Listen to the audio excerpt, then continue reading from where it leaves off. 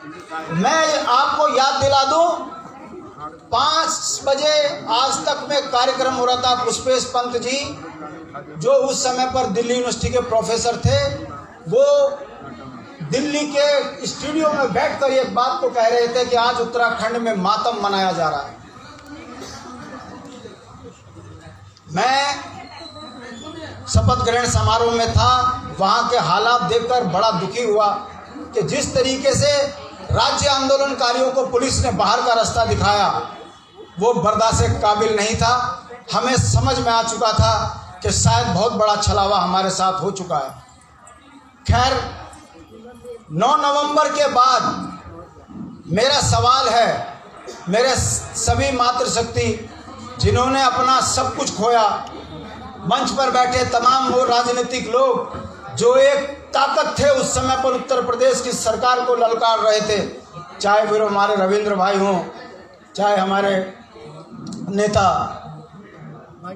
विवेका भाई हों, भाई हमारे मधवाल लिंगवाल जी हों, तमाम लोग, शक्तियां इनसे डरती थी। मैंने वो दौर भी देखा है जो आज हमारे मंत्री संतरी बने हैं सरकारों में, इनकी हैसियत नहीं होती थी इनके आगे बोलने की, मगर सत्ताओं ने जो चरित्र दिखाया उसका यह परिणाम है कि पहली चुनी सरकार ने जो काम किया, मुझे कहने में कोई गुरेज नहीं है, क्योंकि मेरे तासीर में छेती रहता है। मर जाएंगे, खप जाएंगे, अपनी तासीर को नहीं छोड़ेंगे, समझौता नहीं करेंगे, ये संकल्प है। और जब पहली नवनिर्वाचित सरकार बनी तो कोई रॉकेट साइंस नहीं किया उस सरकार ने, अंग्रेजों ने भी तो वही किया, डिवाइड एंड रूल। और जिस तरीके से उत्तराखंड राज्य आंदोलन के मुद्दों पर तमाम मातृशक्ति, छात्र शक्ति, नौजवान राज्य बनने के बाद आंदोलन करने लगे, 2005 तक इस सरकार को यह एहसास होने लगा कि पहाड़ का एक आदमी एक मुट्ठ एकजुट होने लगा है। अरे हम उस चीज को भूल गए। इसी मन से मुझे इस बात पर बड़ा दुख है और मेरी आपत्ति है कि यहाँ राज्य में जान देने वाला सलीम भी है तो सुखविंदर भी है। जब हम एक मुट्ठ और एकजुट थे तो आखिर 23 वर्ष के बाद अगर मंच से ये बात निकलती है कि हमको एक होना की जरूरत है, तो ये इसका मतलब हम राजनीति का शिकार हो चुके हैं। और क्या किया सरकारों ने? अरे भाई, अंग्रेजों ने क्या किया? वायसराय बनाया, 2 बीघा जमीन दी, बन गए मुखबिर। वर्तमान में क्या हो रहा है? पहाड़ और प्लेन्स जो झगड़े और उत्तराखंड आंदोलन में नहीं हुए, कर्मचारी नौकरियां छोड़ के आ गई, माँ अपने बच्चे को दूध पिलाते हुए बच्चे को घर में बांध कर चली आई।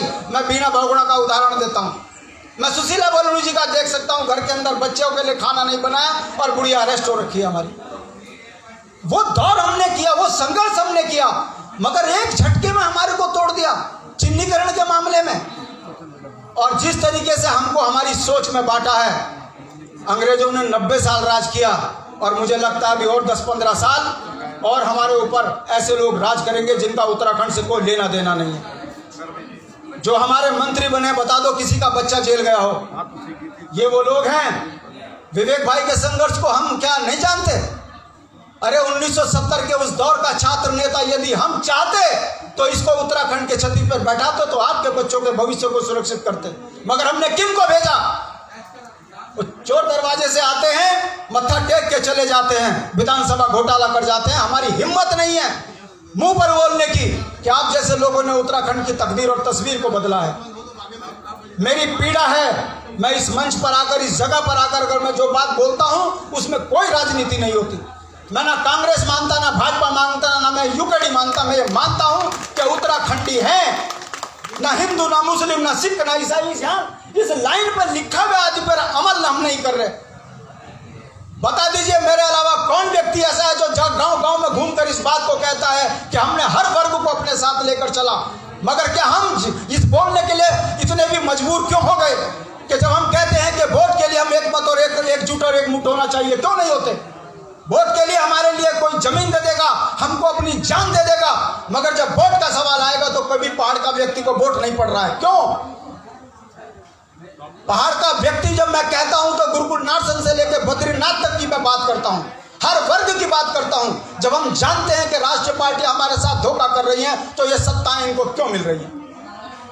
बागेश्वर में नौजवान लड़के को पुलिस पकड़ के मारती है, वो प्रेस कॉन्फ्रेंस नहीं करने देती। लोकतंत्र की हत्या मैंने बागेश्वर में डीएम के मुंह से सुना कि ये प्रेस वाले बाहर के हैं, इनको बाहर कीजिए। हमने कहा कौन बाहर के हैं? ये डीएम को ये साहस किसने दिया? जब हम इस पर सवाल करते हैं तो किसी राजनीतिक व्यक्ति की ताकत नहीं है जो विरोध करते सिवाय यूकेडी के। और उसके बाद परिणाम क्या है? नौजवान को पुलिस ने धकेल के बाहर फेंक दिया, मुकदमा लगा दिया, खून नहीं खोला हमारा, और बागेश्वर में जीत गए वही। तब हमको लगता है कि हम राज्य बनाने के बाद भटक चुके हैं और ये भटकन हमारे बच्चों के भविष्य को बर्बाद कर रही है। ये भटकन हमारी राजनीतिक ताकत को बर्बाद कर रही है। मैं विवेक भाई से संघर्ष में छोटा हो सकता हूं, मगर मैं विवेक भाई का अनुसरण नहीं कर रहा हूं तो मैं राजनीतिक बेईमान हूं। मुझको यह मानना पड़ेगा, वो चाहे किसी संगठन का व्यक्ति है। अगर इन्होंने अपना जीवन खपाया है तो यह हमारी नैतिक जिम्मेदारी बनती है, ऐसे व्यक्ति को सदन में जाना चाहिए।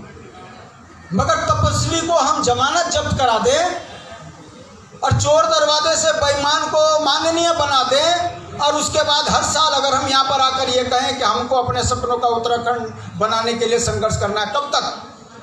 6 महीने में 8 से 10 राज्य आंदोलनकारी पहाड़ में मर रहे हैं, धीरे धीरे धीरे धीरे खत्म हो रहे हैं। और हम आज भी, मेरी आपत्ति है, इसको अन्यथा न लेना, अरे किससे चिन्हीकरण कराना है?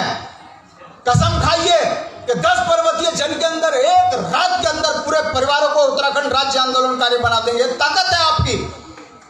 चिन्हीकरण किनका होना चाहिए? हरिद्वार, उधमसिंह नगर और देहरादून के बीच में वो लोग जो उत्तराखंड के विरोधी थे, जो कर्मचारी थे, वो तमाम राज्य आंदोलनकारी चिन्हीकरण हो जाने चाहिए थे। उनके परिवार के एक बच्चे को रोजगार से रोजगार मिलना चाहिए था। अरे ठेकेदार दिल्ली वाला, आप इंग्लैंड में गए, इन्वेस्टर सीमेंट की बात करें और आपने अपने धंधा जोड़ लिया वहां, और जिसको आपने काम दिया रुपए का वो गाजियाबाद का व्यक्ति। अखबार मैनेज करके कब तक चलेगा? कल पूरे दिल्ली के अंदर पूरे भारत के कर्मचारी पेंशन के लिए आंदोलन करते रहे, मगर क्या हुआ? कहीं खबर है? ये तमाम सवाल मैं इस मंच पे इसलिए कह रहा हूं, यहां पर पितृ हैं। एक एक शब्द बोलने का मतलब कि शांति प्रसाद भट्ट अपने पितरों के प्रति अगर आस्था नहीं रखेगा तो पितृ दोष तो लग ही रहा है। नौकरियां बिक गई, संसाधन बिक गए, हम लूट गए, पिट गए, और उसके बाद पितृ तर्पण पे भी अगर हम राजनीतिक बेईमानी करेंगे तो ये मुझे लगता है कि मेरे संघर्ष के अंदर कहीं बेईमानी है। इसलिए मैं ठोक के कहता हूं, राजनीति में कभी जीते ना जीते, मगर हम अपनी वाणी को रोकेंगे नहीं। और इस उत्तराखंड की जो कल्पना थी कि हिंदू, मुस्लिम, सिख, ईसाई उत्तराखंड के 4 सिपाही ये एक मुट्ठ और एकजुट कर गुरुकुल नाशन से लेकर बद्रीनाथ तक, जब तक क्षेत्रीय सोच को आगे नहीं बढ़ाएंगे, ये संघर्ष जारी है। शहीदों के सपनों का उत्तराखंड तभी बनेगा जब हम राजनीतिक रूप से चरित्रवान बनेंगे और अपनी सोच के अंदर, वोट के अंदर क्षेत्रीयता लेकर आएंगे, तभी सही तरीके से शहीदों के सपनों का उत्तराखंड बन पाएगा। इन्हीं शब्दों के साथ, किसी को मेरी बात बुरी लगी हो, घर जाकर एक बार चिंतन जरूर करना कि लाठी खाने वाले आखिर इतने लाचार क्यों हो गए कि हम उन लोगों के आगे याचक बन रहे हैं जो ना कभी राज्य आंदोलन में हमारे थे और ना कभी होंगे। 23 साल में भी यदि हमको नहीं समझ में आ रहा है तो सोच हमारी खराब है। इस सोच को ठीक करने का समय है। इन्हीं शब्दों के साथ जय भारत, जय उत्तराखंड। धन्यवाद शांति भाई। माननीय भट्ट जी ने विश्वासपूर्वक अपनी बात कही, अपनी